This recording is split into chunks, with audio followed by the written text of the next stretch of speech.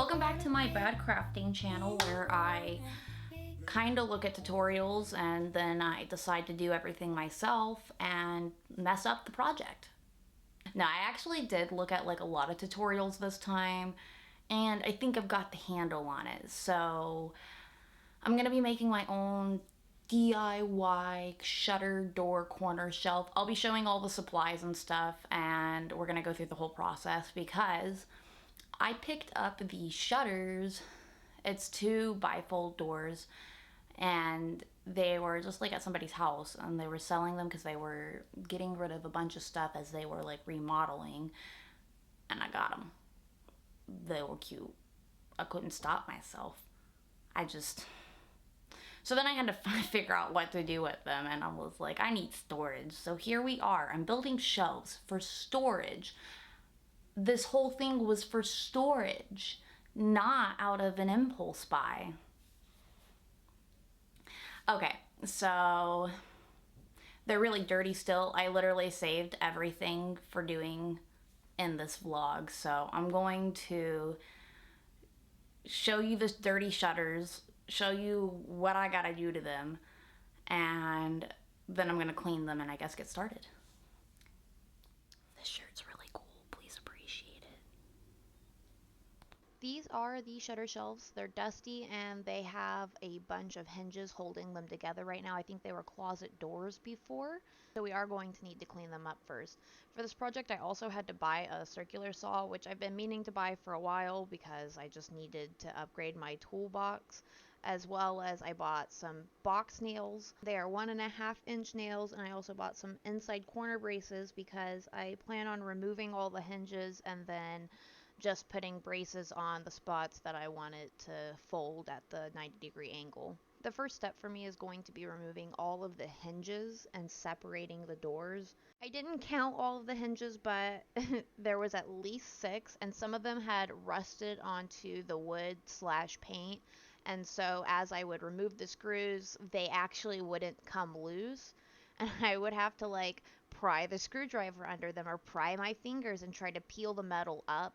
It wasn't too big of a deal. It's probably just coming from age and the like. Some of them came off no problem. There was a couple of pieces of metal stuck to the doors that used a completely different tool. Um, I didn't even know what it was. It wasn't an Allen wrench. It wasn't screwdrivers. I didn't know what the tool was. All I knew is I didn't own it. You can see it in this shot. I'm looking at it. And I just I didn't know how to get it off. This hinge is one of those hinges that actually did get stuck to the paint. When I start peeling it up, you'll see that there are these like rust marks, I think they are, and I can't actually completely get those off. I didn't buy white paint. I never planned on repainting the doors. I kind of wanted them to look a little rough. I wanted them to be clean, but a little rough. I just didn't expect to have to be literally peeling the hinges off of the door. Now, when I say they are dirty, I mean the house was for sale for several months at least. That's how long I saw. Maybe an entire year that house was for sale. So they were gathering dust for that entire time, as well as when the new owners came in. They put them, as well as everything else that was for sale, outside, and I honestly have no idea how long everything was outside for, um, collecting the outside dirt and dust before I noticed them and promptly bought them. But they were caked with just a thin layer of dirt and dust, and I mean, I know they're just going to gather dust in my house too, but I feel like I should start with them clean. So I spent an absurd amount of time going by each rail and cleaning this thing cleaner than I clean any room in my house. I don't clean anything this deeply, but I genuinely just felt like I would be wasting my time and everybody's time if I didn't start with a clean product. I don't know where this logic comes from. There's that part again. That part for a tool that I don't own. I genuinely don't know how to remove that hinge. I think that might have been one of the hinges holding it to the frame in the house, but I don't know how to remove it. So I'm just going to clean around it and leave it there. What's that saying? Measure once, cut 4 times? Measure 3 times, cut 7 times? Yeah, I never measure enough times. And even when I do measure 3 and 4 times, I almost always mess up the markings still, or just don't end up with the product I quite thought I would get. So here I am adding holes for the screws because there are no holes from the hinges where I want to put my new corner brackets. It's super simple. All I had to do was mark it with a pencil using the corner bracket for where I wanted it, and then use my drill to drill a hole. The drill bit was tiny. It was like 7 over 34. I don't remember what the number was. 7. Started with a 7. I am about 100% sure there's a better way I could go about almost every step of this process, but I don't know. No matter how hard I try, I seem to struggle while doing these. So you guys get to sit here and enjoy watching me struggle.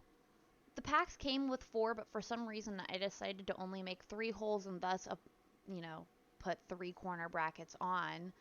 But since it's literally just going to be sitting in the corner with some stuffed animals on it, I don't think it's a huge issue. Now it's time for the hard part, putting the second board on. The first step is going to be marking all of the spots and going through the process again of marking where to drill the holes, drilling the holes, and then I can screw in the new screws and attaching the other panel. I genuinely thought the best method of lining them up would be to stand them up, but it honestly didn't come out perfect. I just think anybody who has their hopes set on perfection is setting themselves up for failure. I forgot to say, if it matters, the drill I've used for the whole project is a DeWalt one. I don't have any brand loyalty, but that's the drill I have. After I got all the holes drilled, I was able to stand them back up and then screw all the corner brackets on to the second panel to attach both panels together. I do think 4 probably would have been better. I genuinely cannot figure out for the life of me what my logic was and doing only 3. So if you do this project too, which is super simple, so if you have to get rid of these kinds of doors in the future, find some for a score sale, you know, you could do this too. If I can do it, you can do it. Now I'm going to give each of the screws a quick little tighten before I start the next step of the project. Confession time, I spent way more money on this project than I ever intended by buying this piece of wood and the saw I bought. If you have extra plywood or any other kind of just wood scrap laying around or know that where to buy cheap wood, then this can be a really cheap and easy project, especially if you already have a shop.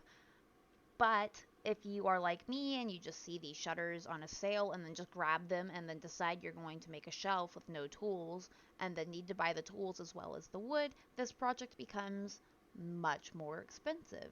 At the store, I also had to measure the wood, and it is the length that I needed, but I didn't have to measure the width because I just trusted that it was 12 inches, and it was not. There are 2 things that went wrong with my sawing. This was the first time I have ever used a power saw or a circular saw of any kind. The first one was I set the depth of the blade just a hair too shallow. It needed to be 3/4 of an inch, and it was just a tad bit shallow. So I ended up having to do the first cut a second time after readjusting the depth of the blade. The second thing I have to say is I actually put the blade on wrong. The instructions had said to put the nut on top of the blade, but I didn't realize there was another part that needed to go on top of the blade to secure it. So make sure to use safety first. Everything else I felt like I had done right, but there were just a couple of small hiccups that caused it to be stressful. Ah, yes, I turned this beautiful oak wood into these tiny triangles. The next step is going to be sanding and adding the stain to the project. I am using a medium coarse sanding sponge as well as poly all-in-one stain. I originally thought I was going to have to buy 2 products for the stain because usually everything I read about it was use the stain and then you use a top coat, or you use a treatment, then a stain, then a top coat. But I lucked out and found this poly all in one stuff that you have to do 2 coats of, but it dries pretty fast and it's a 1 canister product. But before I can apply the stain, it said to use a fine grit. I bought medium grit because I don't trust fine grit to do shit. And I just gave everything a nice sanding. It honestly took me about 20 to 30 minutes to sand all 4 pieces to a satisfactory, you know, finish. I honestly didn't have a stir stick, but I did have these metal braces that I bought for a project a while back, and then they didn't work for that project, so then I just had them. So I was able to pry the can open with and stir the paint stain mix stuff with this metal plate thing I have that I don't actually know what's for. Now, in my haste to give you a better view of the stirring of the stain, I spilled a bunch on my hand, like the mega genius that I am. So appreciate my failure. It wiped off pretty easily with a paper towel. I took it inside, and it dripped on the floor, but it came off the floor too, so we're fine. Everything's fine. This is the view I was trying to give you. Just the brush I bought was wider than the can, and honestly, I didn't really think about that, but I'm doing this all over cardboard, so I'm not really worried about spills. I, I don't really know what I was thinking with most of this project. The staining itself did seem to take what felt like forever. I was probably in my garage for an hour the first time adding the first coat just because I didn't want to leave any spots like unstained. Plus, the canister specified that you need to like wipe off all of the extra. So I was like wiping a bunch trying to make sure that the extra stain came off and it was going to be nice. This part of the project probably took the second longest of any part of it. The longest part was obviously when I spent like 2 hours wiping all the dust and debris off the shelves individually with paper towels and cleaner. In general, working with the stain was actually fun. It was like painting, but you didn't need to have any talents or skills whatsoever because it just kind of looked good no matter what you did. All you had to do was cover it with the paint, and oh, look, now it's beautiful. So, yes, I turned this beautiful light oak wood into these dark brown triangles, and now I have to attach them to the corner shelf.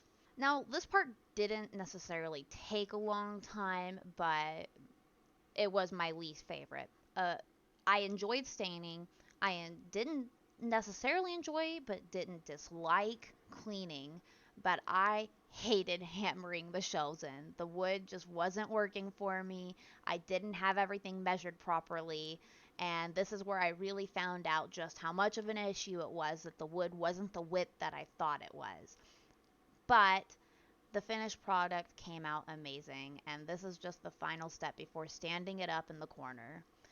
It is now sitting there permanently filled with stuffies. I might come back and do some detailing later, but I'm really proud of it. Thank you so much for watching my video, and I hope to see you again here soon.